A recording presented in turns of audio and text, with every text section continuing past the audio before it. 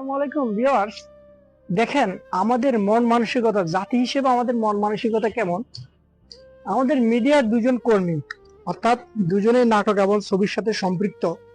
একজন হচ্ছে সমু চৌধুরী, আর একজন হচ্ছে রুনা খান।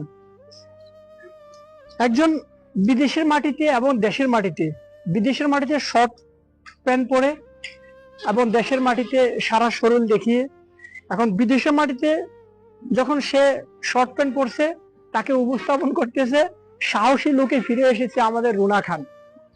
আর সমু চৌধুরী গরমের যন্ত্রণায় গাছের নিচে খালি গায়ে শুয়ে আছে, তাকে বানিয়ে দিল পাগল।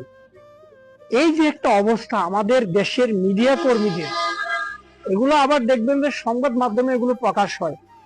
যে কাপড় খুলেছে তাকে বলা হচ্ছে সাহসী, যে নারী কাপড় খুলেছে তাকে বলা হয়েছে সাহসী, আর যে পুরুষ গরমে কাপড় খুলে শুয়ে আছে তাকে বলা হয়েছে পাগল।